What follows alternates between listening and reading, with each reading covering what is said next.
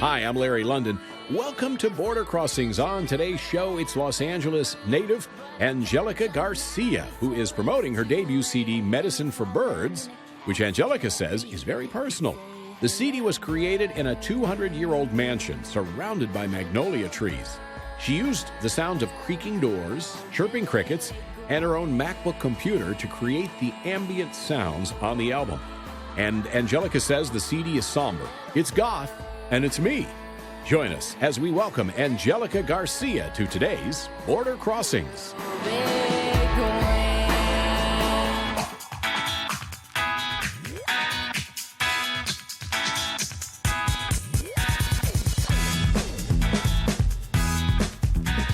Hi, this is Border Crossings. We welcome you to the Voice of America. My name is Larry London, and thank you for tuning into the show. We've got an artist in our studio, Angelica Garcia, and she's on tour right now for a brand new album. We'd like to welcome Angelica and Corey to the studios of the Voice of America. Welcome. Hey, thank you. Yes, thank you very much. It's nice to have you guys here, and this is a very exciting time, I guess. This is your major label debut album with Warner Music.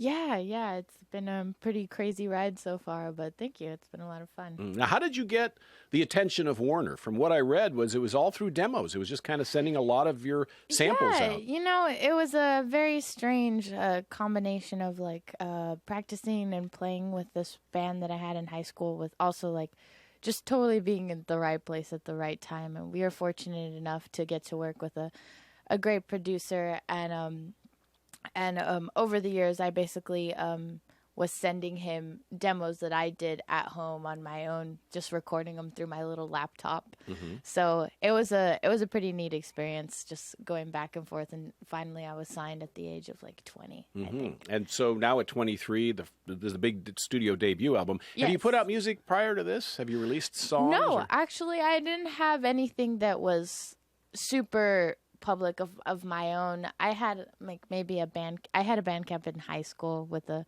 high school band, but this is my very first album on my own. And now you describe your music as blues and Americana, kind of a mixture. Yeah, it's kind of like a culmination of a lot of things. I kind of fell in love with country songwriters through my dad. So growing up, he was the one that fed me Willie Nelson and Neil Young.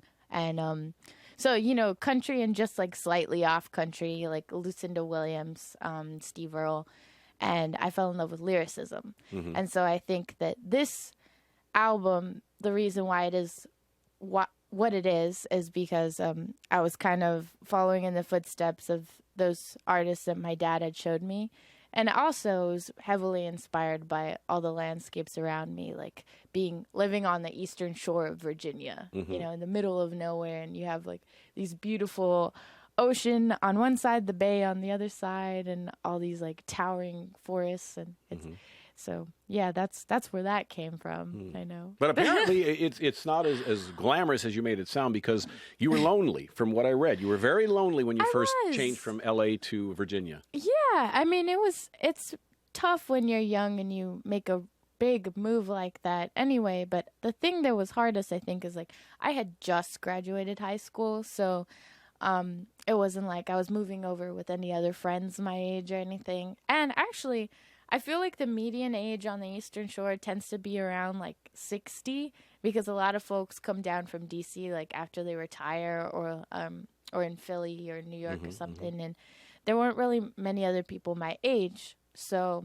I guess that was when I retreated into music, and I decided well, if I'm gonna spend this time on my own, I might as well get better at guitar and get better at songwriting and writing lyrics and whatnot. So I kind of try to turn that situation around for the best. Great. Well, we're going to talk more about your move and how it inspired your music. Medicine for Birds is the name of the album. Yes. If you wouldn't mind doing a song for us, we've got Angelica Garcia in our studios. We'd like to hear some music. Yeah, sure. This is a song called The Devil Can Get In. And besides the title, it's kind of about facing your fears.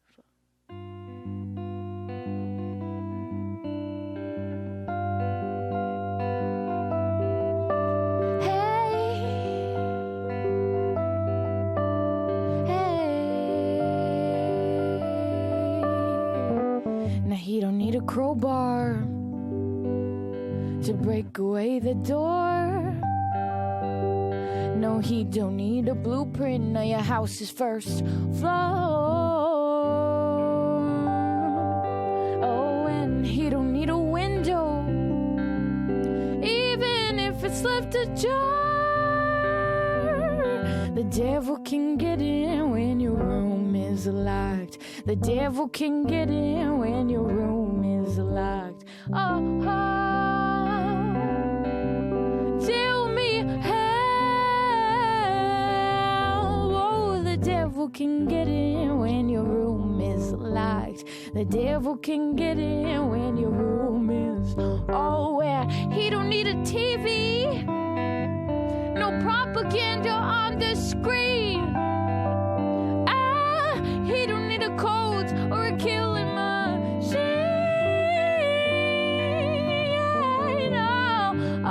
Oh, he needs a fragile and impressionable heart. Yeah, the devil can get in when your room is locked. The devil can get in when your room is. Oh, the devil can get in when your room is. Oh, the devil can get in when your room is. Well, my mama and my grandma, they tell me to never say his name. How am I to face him if I'm always afraid? Oh, 'cause he don't need to stalk me or to come out of a well. Oh, the devil can get in when your room is locked. The devil can get in when your room is. Oh, the devil can get in when your room is. Oh, the devil can get in when your room is. Hey.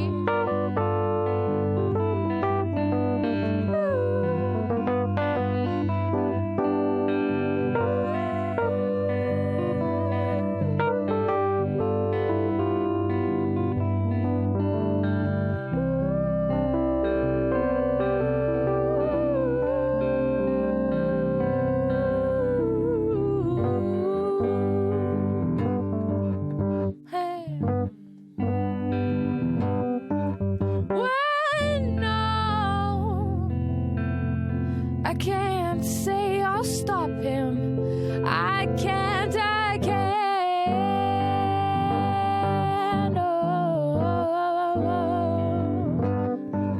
Oh, no. I just have confidence in upright men.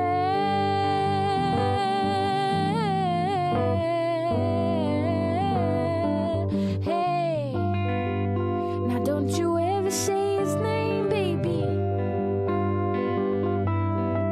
Ooh, don't you ever say his name, baby.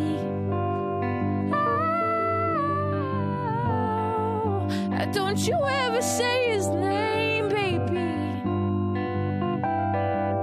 Ooh, don't you ever say his name, baby.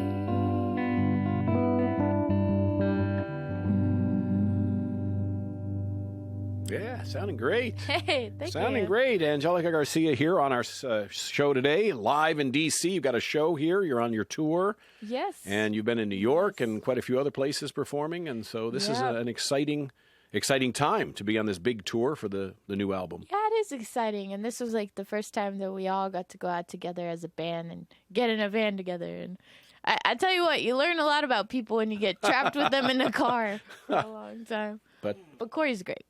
We're good. How big is the band? I mean, how many artists when you're actually on stage performing? Yeah, well, 4 of us. Yeah, Four? 4 of us. It's a lot bigger, louder than today. We've got the acoustic sound. Yeah, it's kind of got a little more of a rock sound to it when it's all 4 of us. But it's me, Corey, Andrew Carper on bass. He's the big, tall guy, and then Andrew Sisk on the drums.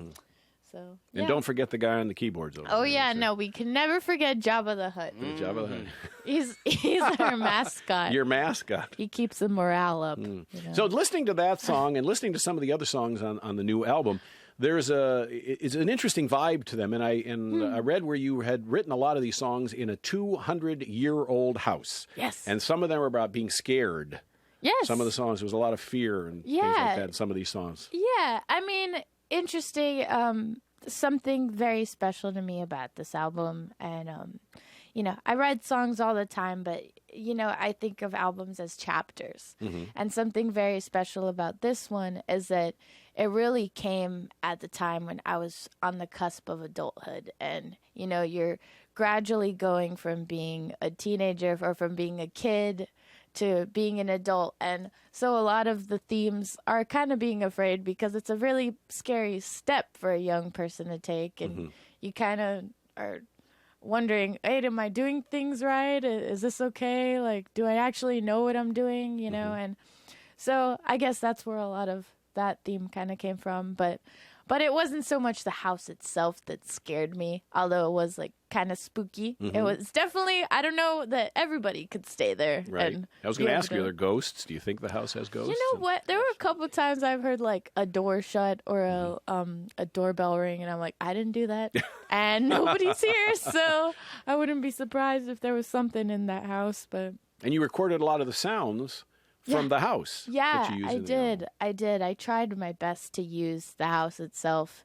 in my original little demos to kind of inspire the songs. And it's funny, like when you're singing through a laptop and you don't have any kind of fancy music equipment or whatever, like a lot of times you have to do makeshift stuff. And one of the things, if I wanted my voice to echo a little bit, if I want a little reverb, I'd have to stand down the hallway or sometimes in the stairwell and sing up at the laptop from 4 stairs down or something. Oh, cool. So, Real raw. Yeah, I know. That's really, really natural. Yeah, there was one point even where I didn't have a drum set at all or anything, but I wanted like a little cymbal sound, so I just took a pen and I started hitting everything in my room until I found something that I liked the sound of it.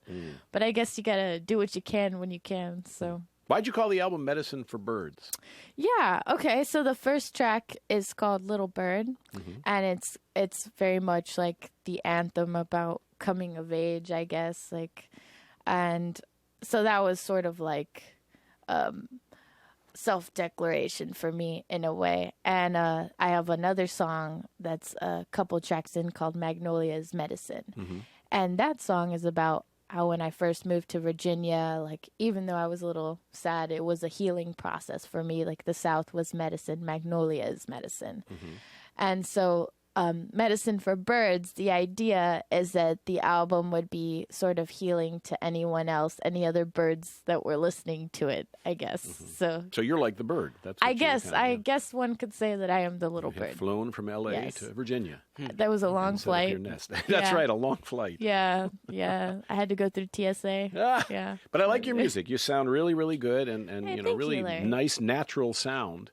And this is a time where, today's music world, it is about the songwriter these days. I mean, you've got all of the pop people, Adele and Taylor Swift and Alicia Cara, and all the people writing songs with really meaningful, profound lyrics. So there's a lot more emphasis on the lyrics. And you work with Charlie Peacock on the album from Switchfoot. He produced Switchfoot. Yeah. And he also did that band, The Civil Wars, too, which he was such a great producer to work with. He was super talented, and talk about opposites meeting in a way, because like here I was coming from that little bubble of all that I knew, banging on a shoebox or singing down the hallway, and then Charlie just had access to everything. And so one of the things that was great about working with him is a lot of times I was worried that I wouldn't even know what to ask for because I didn't have much experience in a real studio, But Charlie was great at hearing my demos and then kind of working from there and picking up and going, you're doing this, but maybe let's try it with this effect, or let's try it with this instrument because it sounds kind of like the one you picked on here. So he did a great job of listening to what I had already created and trying to enhance it. Angelica Garcia on our show today. Medicine for Birds is the album. Would you do another song for us? Yes, yeah, sure.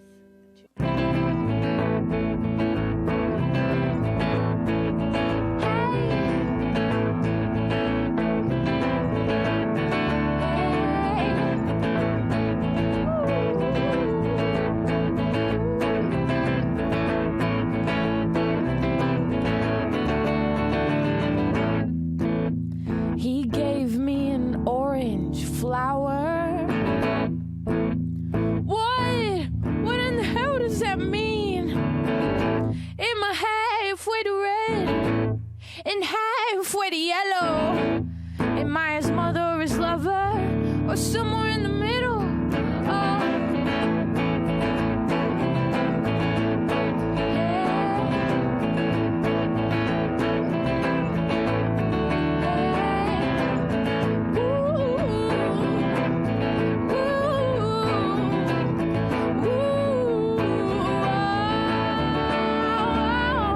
And I've been walking around in circles, yeah, telling myself I'm not confused. I should know this. I went with him to dinner, and I didn't even pay. But then he called me dude the next day. Oy. And I don't wanna spend my money on another fool. I don't wanna. I've been there, done that. I don't wanna spend my time contemplating you. So what am I to do? But maybe we don't go that far. Maybe we don't get that low. But I don't care where we go. I just want him calling. Hey, maybe we don't catch that ride. Maybe we don't slide that slow. But I don't care where we go. I just want him calling. Hey, my grandma, she told me to pray to God about it. And I believe her, 'cause that works for me sometimes. But do I really want him? Or would I rather be a loner? Or can I call myself an independent woman in my century? All that I'm saying is I don't wanna spend my money on another fool. I don't wanna, I've been there, done that. I don't wanna spend my time contemplating you. So what am I to do? But maybe we don't go that far. Maybe we don't get that low. But I don't care where we go. I just want him calling. Hey, maybe we don't catch that ride. Maybe we don't slide that slow. But I don't care where we go. I just want him calling. Hey, I don't care where we go. I don't care where we go. I don't care where we go. I just want him calling. No, I don't care where we go. I don't care where we go. I don't care where we go. I just want him calling. I just want him calling. I just want him calling. Not an orange flower. Angelica Garcia, live here on Border Crossings now. You've been singing since you were 5. I guess right around 5. Yeah, very young age. At what point did you decide this is what you want to do? You know, it's so funny you say that because I feel like so many times in my life I was like, no, that's so cliche. Like my mom was a singer and my family members, they were all musicians. I was like, I don't have to do music. Like I'm going to go try to write and all this. But every time I would say that, music, an opportunity of music would just kind of show up. And finally one day, I guess I was in high school when I first met with Warner. Like that was the first time it really clicked with me. I was like, okay, I guess the universe is trying to tell me something, so maybe I should do this. And then I realized I could merge music and writing together, songwriting. It seems like a duh moment, but it was kind of a little aha moment for me, I guess. Yeah, I guess, and I've been playing ever since. And you went to a school for the arts, so you kind of knew that you were going to some way be doing something connected to the arts. Yeah, I mean, I knew that no matter what profession I had, I guess that I would ultimately love playing and writing music on my own no matter what. So I guess I wanted to go to the School for the Arts to be a better vocalist and to be a better musician, to train my ear and to sing with other people just because it brings me joy. But I guess the idea of making a career out of it didn't really settle onto me until I was about 17 or so. And then I was like, well, this is crazy. Maybe I actually can do this, you know? Do you have a favorite part? Is it the writing or is it the singing or Do you love them both equally, or is one you enjoy more than another? Yeah, I mean, the thing I've always I love singing so much, and I've been doing it since I was a kid. I love writing too, but writing is definitely the one that gets more frustrating sometimes, because you're just sitting there trying to think of the perfect word or the perfect phrase to put in a song, and you can't. And sometimes you really have to sit on songs, so like that is it can be a little more frustrating than just like singing, which is just like purely expression, So, the first album, the album that's out now, Medicine for Birds, obviously influenced a lot by who you were when you wrote the songs, where you were in the environment in Virginia. You're not in that environment anymore. You are a little older and more mature and wiser. So the next album, I anticipate, will probably be quite different as Angelica progresses and matures. Yeah, I mean, I would hope to. I'm excited for the next chapter, the next journey, and I've actually thought about a lot of my recent songs that I've been writing have been actually talking about my roots, and I'm first generation Mexican on one side and second generation Mexican Salvadorian on my other side of my family. So I've kind of spent my newer songs writing about like what it was like growing up in East LA and around my grandmother. I write about her so much already just because she's a good friend of mine. But I've definitely been exploring like that culture and the whole other side of the spectrum, I guess. We've got Angelica Garcia in our studios. Her album is Medicine for Birds. Yeah. All right. So this is actually the final check on the album. This is called 20.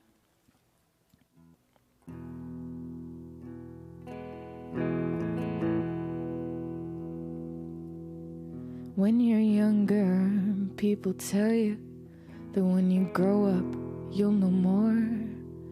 But the older that I get, the less I understand the world. And I can hardly recognize people that I knew before. It only took me 2 decades to find out who they really are and who they've always been. From the new angle where I stand, I see the sides that make them human.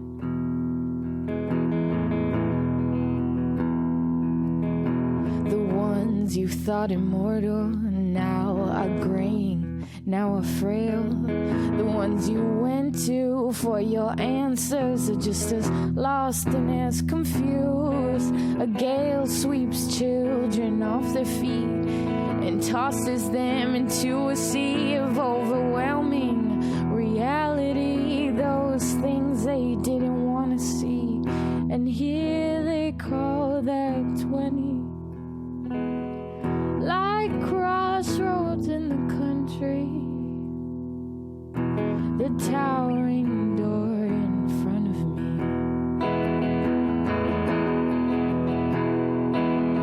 We're 20, we're 20. What do people our age do? Are we all closet philosophers and record junkies too? We're 20, we're 20. Reusing our old coffee grinds 'cause we can't afford fresh brew. But we say we're grown men and women. I think we all just want to fit in. And you have friends that are foolish and some friends who affirm. You try to step lively on the balance beam that grazes both their worlds, and you're searching for your definition while abhorring the herd. And you're conscious of the fact that you probably cost more than you're worth. Still a Friday night is calling, and God gave you a paycheck till one day it all hits you. The universe is act your age, and you're thrown into an intersection that parts 50 ways. Feet mesmerized and terrified to know your life will change. second that you pick a route, the second that you say, did I choose the right one? In hindsight, will I be proud? But the only way to know is to travel it. Which one? What do people our age do? Are we all closet philosophers and record junkies too? Which one? Reusing our old coffee grinds 'cause we can't afford fresh brew. And we say we're grown men and women. I think we all just wanna fit in. And folks will ask you about your future, the obstacle you've only feigned. And you're feeling yourself lying to them just to keep them entertained. With fingers crossed behind your back, it don't feel good to talk like that. But who really expects a whippersnap to take advice from just any old hand, from just anyone who passes? We don't take words from the masses, 'cause who knows where you'll be for the next 20 years or more. What tragedies or ruts will come a-knocking at your door. For now, your most important jobs are trying to keep a level head, and trying to pick up your own shovel and shake a lot of hands, 'cause memories are milestones, even all the bad ones. And 20s when you make them.